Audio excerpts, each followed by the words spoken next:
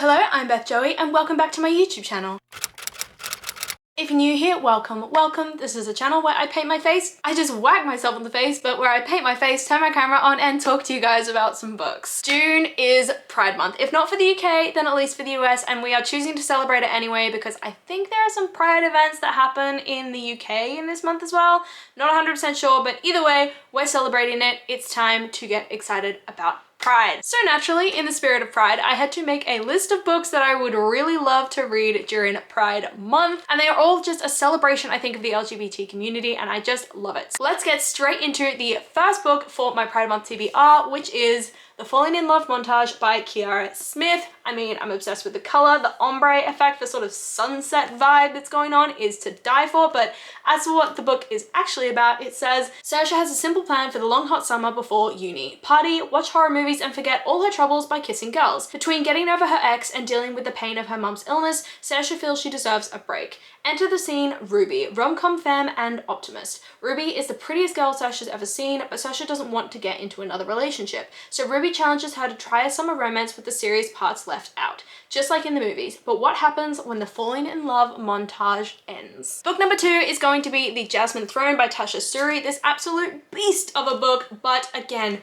the cover is just gorgeous. Also gives me a bit of summery vibes, which I love. But as for what it's about, it says, one is a vengeful princess seeking to depose her brother from his throne. The other is a priestess searching for her family. Together they will change the fate of an empire. Imprisoned by her dictator brother, Malini spends her days in isolation in the Harana, an ancient temple that was once the source of powerful magic, but is now little more than a decaying ruin. Priya is a maidservant, one of several who makes the treacherous journey to the top of the Harana every night to attend Malini's chambers. She is happy to be an anonymous drudge as long as it keeps anyone from guessing the dangerous secret she hides. But when Malini accidentally bears witness to Priya's true nature, their destinies become irrevocably tangled. A beautiful sapphic romance, I'm told, obviously fantasy based, can't wait. The next 3 are books that I've chosen because I went to author events for all 3 and these authors absolutely sold me on their work. So naturally, I had to pick them up. And the first one is Dragonfall by L R Lam. I mean, 1, the cover is so shiny and pretty. 2, I love that the author at the event had this tattoo on their sternum.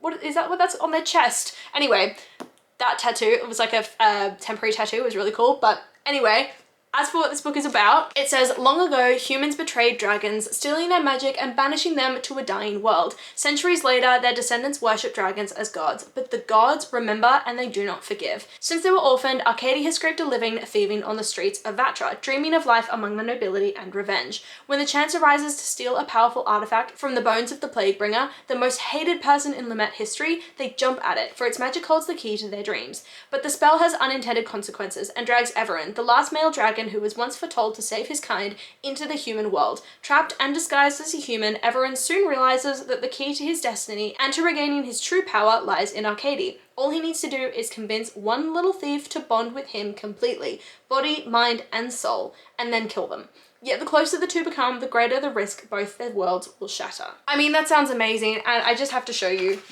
It was signed by the author, which is so cool, and yeah, anyway. This is going to be the next book that I hope to read this month. Next up, we've got The New Life by Tom Crewe. And I think what Tom Crewe said about this book was that it was inspired onto real life individuals, but isn't necessarily like a true story sort of thing. So it's inspired by real people, but isn't like a retelling of their life. So as for what it is about, it says 2 Victorian marriages, 2 dangerous love affairs, 1 extraordinary partnership. After a lifetime spent navigating his desires, John Addington, married to Catherine, has met Frank, a working class printer. Meanwhile, Henry Ellis's wife Edith has fallen in love with Angelica, and Angelica wants Edith all to herself. When in 1894, John and Henry decide to write a revolutionary book together intended to challenge convention and the law, they are both caught in relationships stalked by guilt and shame. Yet they share a vision of a better world, one that will expand possibilities for men and women everywhere. Their daring book threatens to throw John and Henry and all those around them into danger. How far should they go to win personal freedoms, and how high a price are they willing to pay for a new way of living? And of course, it was signed as well, which is just really, really, really cool. So yeah, this is the 4th book. And the last book that I'm hoping to read this Pride month is going to be In Memoriam by Winn. Again, I went and saw this author talking to Tom Crewe at an author event at Waterstones. I got the book signed, but unfortunately it was the most awkward experience because I walked up to her and I was so excited to tell her about how excited I was to read this book, and then my mind went blank and I said nothing, and she kind of looked up at me expectantly and I was like, thank you.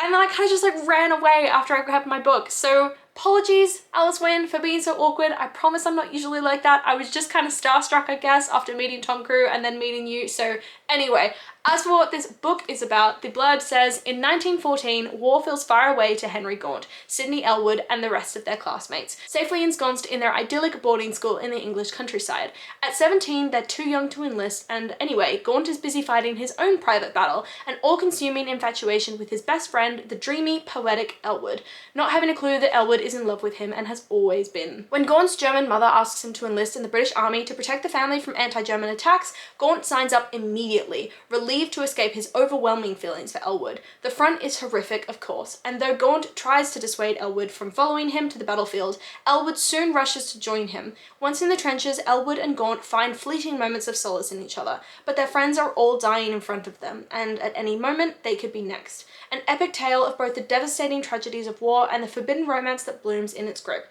In Memoriam is a breathtaking debut. And it has little like mixed media elements as well in the book, which I think is really, really cool. Like there's Roll of Honor and that sort of thing.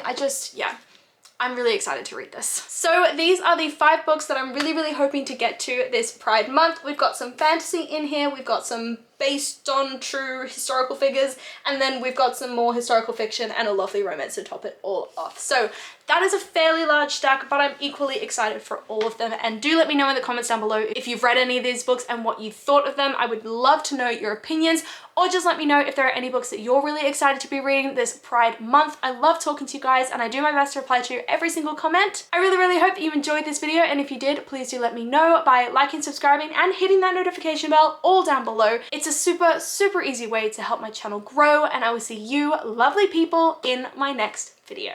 Bye!